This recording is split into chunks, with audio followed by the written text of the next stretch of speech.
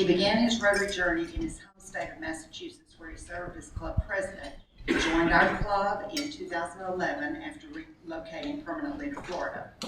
Mark will be inducted as District Governor of District 6890. Is that right? 6890, Franklin. On Thursday, June the 25th. So go ahead and mark your calendar for that. Our club will be hosting his installation dinner, and of course you'll be getting a lot more information about that. If you've been around Mark for any time at all, you know that his area of passion in Rotary is the effort to end polio now. He's our constant reminder and encourager to continue the work because, you can say it with me, we are this close. I could list many areas of service for Mark, but his request, I'm going to read this poem. A Rotarian is someone who, through their efforts, digs wells from which they will never drink, restores eyesight for those they will never see, builds houses they will never live in, vaccinates children they will never meet, plants trees they will never sit under, educates children they will never know, feeds hungry people regardless of color, race, or politics, and knows real happiness. Mark is going to update us on the End Polio Now campaign, so please give Mark a warm welcome. Thank you, President Carroll. Polio is a highly infectious disease that spreads rapidly. It spreads through the water system and through food. And why should we care? Because we haven't seen a case of polio on this continent since the 70s. We should care because in Afghanistan and Pakistan, there are children that haven't been vaccinated. Those children could visit another country and infect somebody else. Those children who do not have the symptoms, and we would not know that they had polio, could, through their waste, infect another area. And those children who don't have the symptoms could fly and come here for a visit or migrate. And with over 1 million children unvaccinated, we would have polio in our backyard. That's why we should care. So now Sean's going to put on the video, and we're going to see how Rotary got to this polio, and then I'll palaver some more with an update. Sean?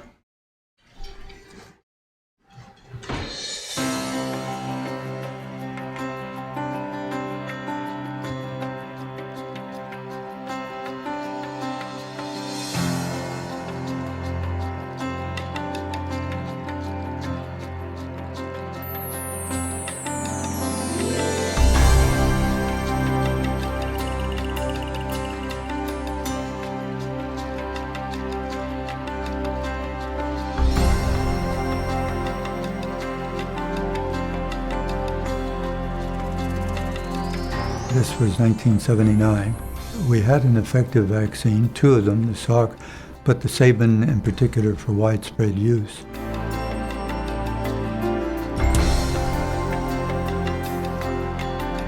And by 1979, we were at the point of having the last case of polio in the United States.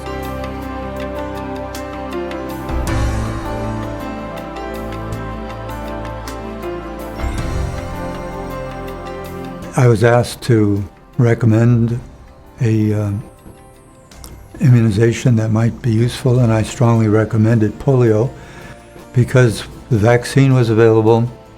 It was easy to give. It was an oral vaccine. You just put basically 2 drops in the mouth.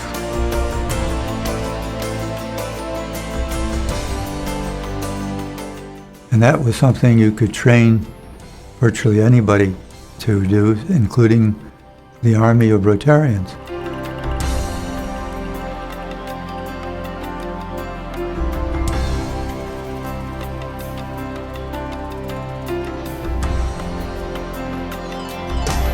We could help financially in providing vaccine and other social mobilization and other activities.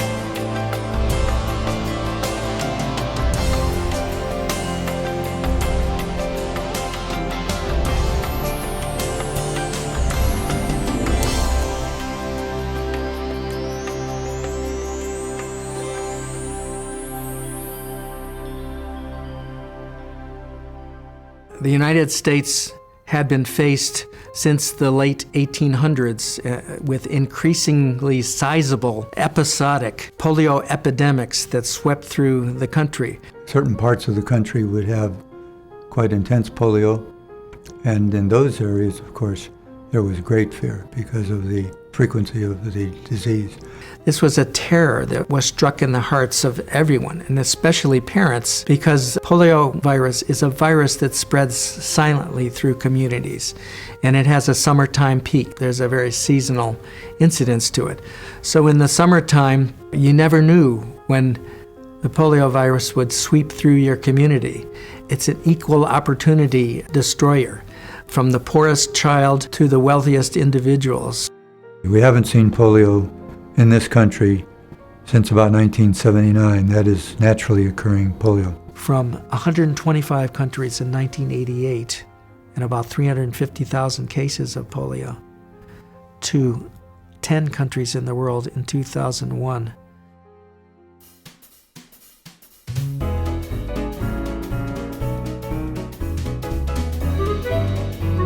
Rotary is a service organization where leaders come together, they exchange ideas on what they can possibly accomplish, and then they take action. Daddy Allen was a Rotarian in Ohio. He had had some tough experiences in his family. His son had been injured in a streetcar accident.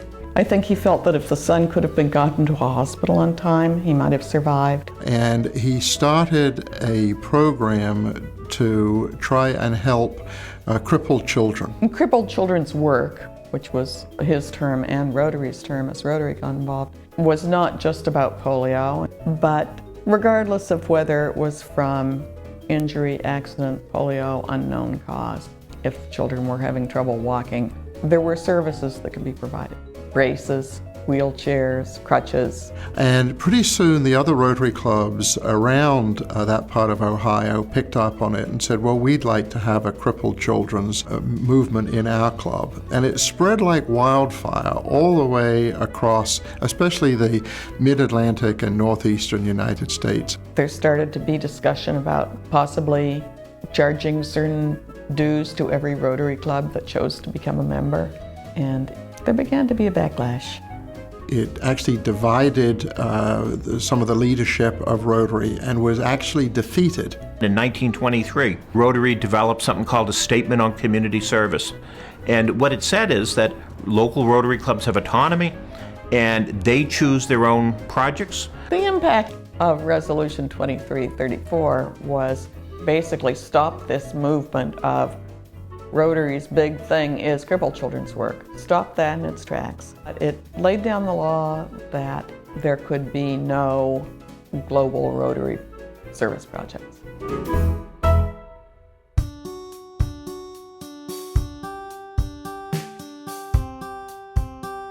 Took a long time for scientists to know that polio existed as a distinct disease, a long time to understand it, and then once it was understood, quite a while to develop a vaccine. And there were two different approaches going during the vaccine research period.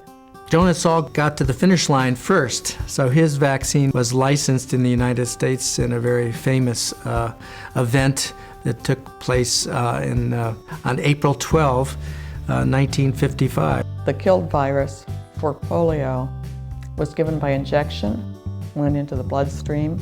Albert Sabin had to wait until 1961 before his oral polio vaccine got licensed in the United States. But it rapidly replaced the Salk vaccine and was routinely recommended in the United States right until the year 2000.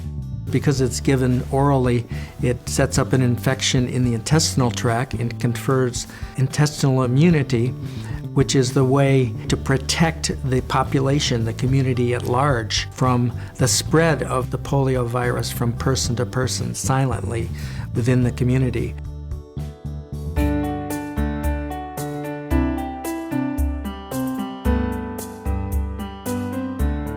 Well, smallpox, of course, which was such a feared disease, produces at least disfigurement, if not death. It's been feared for centuries. If you were infected with the smallpox virus, virtually 100% of people would manifest the clinical findings of smallpox infection. You know, a fever, often a very high fever, a very characteristic rash. So you could diagnose that and not have to worry about was it smallpox or was it any number of other possibilities. And the other thing is, it wasn't a disease that silently passed through the community. Then there was this tremendous effort to not only use the vaccine and immunize as it had been used, but to then go on and eradicate it by immunizing around any individuals who had smallpox. So it was great excitement that we'd finally conquered a disease of that devastating quality. The big lesson was the legacy in terms of people. I came from smallpox. My deputy in EPI came from smallpox. Our regional managers came from smallpox. And there was a esprit de corps, a commitment of moving toward a goal and accomplishing that goal, along with a commitment for evaluation and understanding what went wrong and what does go wrong. In the 70s into the 80s, there was a big push by UNICEF particularly, but other organizations too, on basic health care, getting primary health care out to the communities. And they did not want to have a vertical program. They did not want to focus just on a disease or two. They really wanted to emphasize the buildup of more comprehensive health services. We were building up long-term systems that continually provided immunization services for newborns coming in. Each cohort, every year, every month, every day. And so I was not anxious at that point, when we didn't have a system at all in 1977, to be talking about eradication of any of our diseases. Dr. Halfdan Mahler was a Danish director general of the World Health Organization. He was very much against what are called vertical programs or targeted programs such as polio eradication, and believed that a single disease-focused program was a threat, if not the enemy, to strengthening primary health care. UNICEF and WHO were able to convene this conference on primary health care in Russia and in the Soviet Union, Alma-Ata. He led an effort in 1978 that came out with a resolution that the world should strive for health care for all by the year 2000. So they listed 8 essential elements of primary health care, and they made the emphasis that you really had to do it as a whole. You shouldn't just be choosing one over another. But from the very beginning, even from between WHO and UNICEF, it set up a tension between saying you can't do everything, and we can push hard on water, or we can push hard on immunization, or we can push hard on maternal-child health. And you have different constituencies in the world who are interested in each one of those elements, who can be brought on more forcefully for a water project or an immunization project than for something that's comprehensive. Before I became president, when I was president nominee, I sort of thought a lot about what can I do when I've got the responsibility for leading this organisation of 800,000 people. I'd been to India and to Northwest Africa, and I'd seen the conditions there. And they're horrible. And I just couldn't imagine spending a year doing little things when there's these huge problems to be met. Back at the beginnings of the effort to eradicate polio, it really took a combination of presidents working over several years together to get this program rolling. There were particularly 3 presidents back in the late 1970s who began the program, who supported each other. They provided the continuity that was necessary, and the continuity that's continued to this day. But I was extremely fortunate to have had the man before me and the man after me strongly in support of the program they believed in, and prepared to make a public stand on it. Jack Davis had the idea that with the 75th anniversary coming up, it was a time for Rotary to do a bit more than they'd done in the past internationally. And it was also the year of the child that UNICEF were promoting, and so this seemed to fit very well with his thinking. And so he had this idea that they would raise funds, the anniversary fund. So they decided to fund it with $12 million. Raise the money in 2 years, spend it in 5. Phase of its life cycle. With the expectation, the intention that that would be the end of it. It was just a special short-term project. It formed a very high power, very influential committee of senior Rotarians. I remember getting a call one evening from Clem Reniff that says he was appointing a special committee to explore a new idea called the 3H Committee, Health, Hunger, and Humanity. And he called me one night and said, I'd like for you to represent the educational or the humanity group. And so there were just 3 of us on this committee, and we met in Evanston to consider some kind of a way in which Rotary could do things on a much larger scale than we had ever done before. And the 3H program was established in conjunction with the 75th Anniversary Fund to support a small number of large international projects. Our purpose was to tell the story about the availability of these larger grants, $300,000, then encourage people to submit proposals to us of what the clubs would want to do. So it was still a grassroots effort. And it really set Rotary into an altitude that it had never been at before, because it helped Rotarians to think big.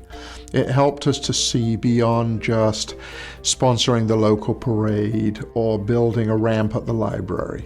But Jack Davis, when Clem shared with him his idea for 3H, said, I think it's such a wonderful idea, I suggest you actually bring it right to the board. The board was also looking for some project which would excite the Rotary world and illustrate to the world around us what Rotary was capable of, and this was the sort of thing that met those criteria.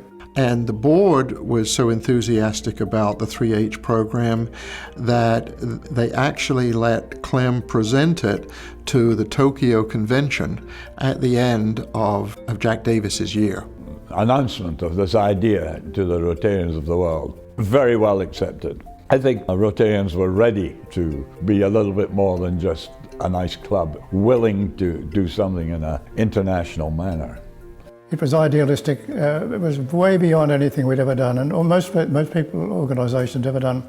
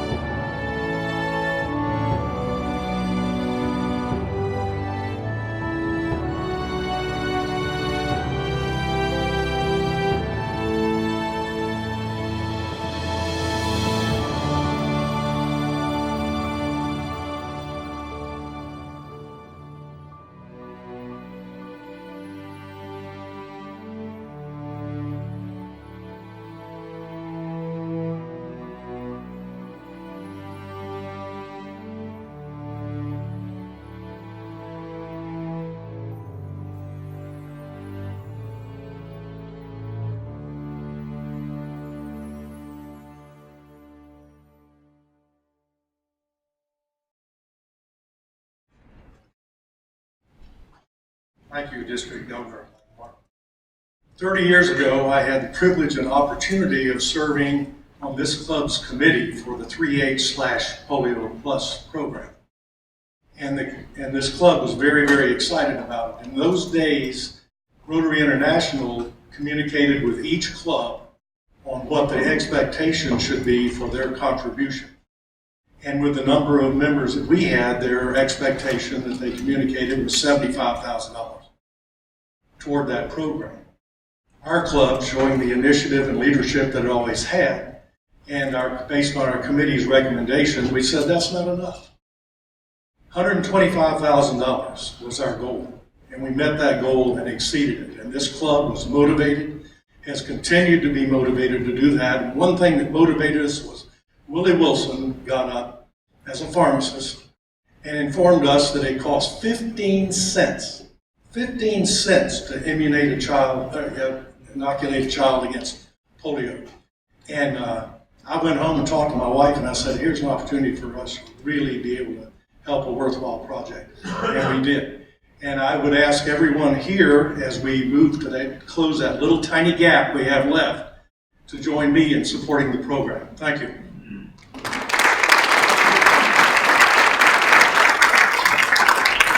Thank you, Dean. I should probably sit down now, too. The video you just viewed shows how Rotary became involved in an effort to eradicate polio. For more than 30 years, Rotary and our partners have driven this effort worldwide. Without Rotary, we wouldn't be in this fight. We wouldn't have eradicated polio, almost. We would still be seeing children with iron lungs. And the iron lung people that worked in those wards said constant noise, the pump in the lung was deafening. OSHA wouldn't let them do that today. The interview I saw with the last survivor who was in an iron lung said the only fun they had was trying to spit on each other as it was going there. And she also said, so sad, that on a good day they would take them outside and they'd get sunburned and they'd bring them in. And that was the iron lung. Okay. With our partners, Rotary has reduced polio cases from 99.9% from 350,000 a year to 125 countries to just 33 cases caused by the wild polio virus in 2018. 2019 was not as good, and there were reasons for that. Only 2 countries continue to report cases of wild polio virus, Afghanistan and Pakistan. So with problems there, we still have polio.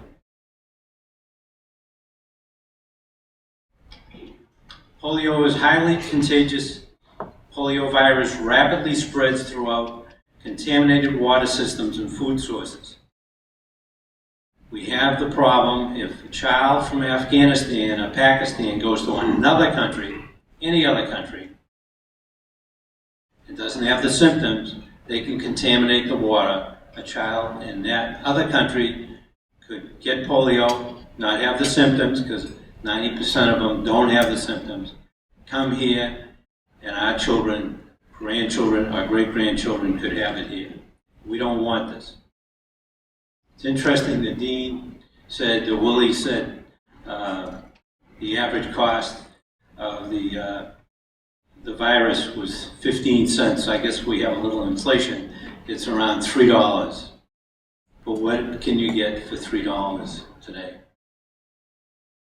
Polio vaccine must be kept cold. The cold chain system was developed by Rotary and its partners. It is also helping to deliver 7.3 million doses against the measles in Pakistan. And since 1998, vitamin A. And vitamin A is important for babies because it prevents childhood blindness and other childhood diseases. So we're trying to eliminate polio, and we're helping with these other diseases. Rotary and our partners have made tremendous progress against polio. But eliminating all cases is going to take even more progress and perseverance. In the business world, Logistics people talk about the last mile or the last cable from the wire from the electric pole to the house. The last mile is the hardest, most expensive, and that's where we are. We're essentially in the last mile. We're in the last mile of getting all these children vaccinated. We have people throughout the world who test the water supply and food supply. And if we find that polio is in the water supply, we revaccinate all the children in that area. And they're all over the world.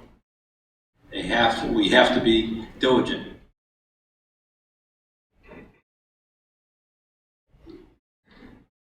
Rotary is committed to raising $50 million per year for polio eradication. We almost didn't make it last polio year. We're coming up to 2018 and we hadn't met the 50 million. That meant the Gates Foundation of matching 2 to 1 in January was in danger. So the call went out and we made it by the skin of our teeth. It really was too close. The Gates Foundation, and I got lucky, I heard about the head of the polio section of the Gates Foundation speaking in Lakewood Ranch. I heard him 2 weeks ago. But it's not just the money they give, it's the technology. You saw it in the film where they talked about systems. We have systems to find villages that weren't mapped, places and people that nobody knew about, and other technology. And the goal for the Gates Foundation is to use that same technology for other diseases. In fact, they have actually set up another nonprofit in Geneva, Switzerland, who's partnering with us, who follows that, and they will use the same technology over and over again to rid the world of diseases. But we have to stay in. So everything that we raise is matched by the Gates Foundation, 2 to 1. These funds provide needed operational support, medical workers, laboratory equipment to test the water to find out if there's polio in it, and educational materials. Governments, corporations, and private donors like you and me all play a critical role in the funding. At the Atlanta Convention, who else was there? Anyway, the Atlanta Convention, after Bill Gates talked, they had all these countries that were giving big checks to this polio campaign. There were countries that I thought couldn't afford an airplane ticket to get to Atlanta. They were giving $1 million, $2 million, and other countries like Canada and US giving many more. So governments know that it has two purposes. One is public health. We can all figure that out. And the other is economic. Because these people who don't have that 350,000 cases worldwide, who don't have polio, become economic benefit to their countries. If you are crippled in some countries, your family is shunned because they're perceived as doing something wrong. So these children have to go out in the street and make do. So sometimes they get crutches, more often than not they don't. They have to live in the street, in the dust. And then the monsoons come, and they have to live in the street, in the mud. And many of them starve. We want to prevent any more children from having that issue.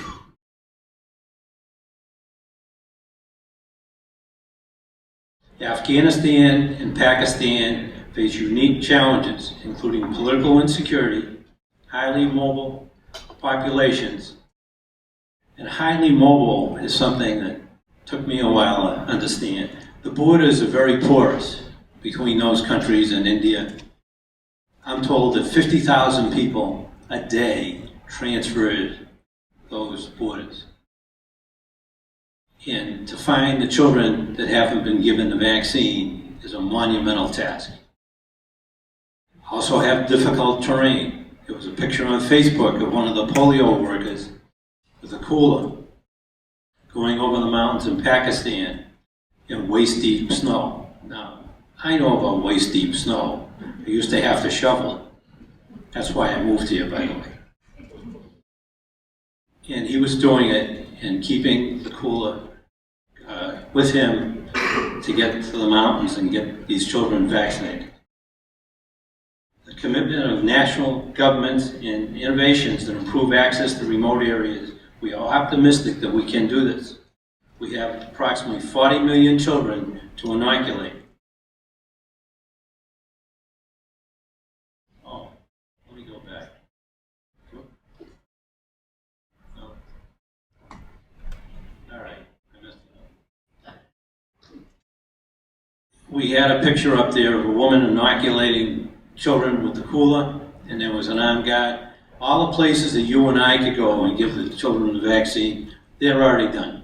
The last one was India, or they're still inoculating children over there to be sure. So these, mostly women, because if I were to knock on the door and say, I want to give your children the vaccine because of local custom, they wouldn't let me near the children, but they would let a woman do it. We try and keep people safe, but we lost 6 last year. They were killed. Okay? So, thank you, Sean. That's the cooler, and that's the children. How you can help? Well, this club's done something really good, because on World Polio Day, we got a proclamation from the city. We had a lot of people. We got it on Facebook. You got it on Facebook. Did a great job. This year, we're going to try and get everybody in the district to do the same thing.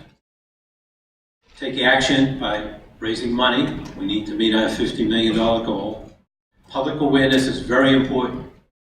This really started for me. One day I was in the gym getting dressed, and a young man said to me, he was young to me, and he said, well, what are you doing? I said, I'm going to Rotary meeting. Well, what's Rotary? So I told him what Rotary is. We're eliminating polio. And I got this blank stare. We need to do something about this. So we need to tell our government officials, sharing the stories. In every place I go is a polio story. With Dick Wills, with post-polio syndrome, with Dean's story about how the club supported so well in the past. More than 1 million Rotary members have donated their time and money to eradicate polio. So we need to keep this going. Of course, I'm running out of time, but Purple Pinky is one of the ways that we used to do it. And just to give you an idea, volunteers would get on the trains in India, and they would hold the train for an extra 3 minutes, and they'd run up and down the aisles, giving the vaccine to the children and putting purple ink on the fingers so that they knew at the next stop not to give it. So in Afghanistan in November, I got the WHO report. There were 2 cases of wild polio virus in November. They had 22 cases in 2019 up to November, the end of November. They had over 6,000 people running around the border trying to inoculate all the children. And they had 836 teams at permanent transit points where the vaccine is given. So they're out there, and we need to help. I can't get over what the Gates Foundation is doing, plus all these movie stars and other people are behind us. But they're doing it, as I said, to help and make a foundation to other diseases. So, we're here. If this was football, picked a great day to be here, and we got to the 10th yard line, it's either get it over the goal line or it's going to go the other way. And we could have it here.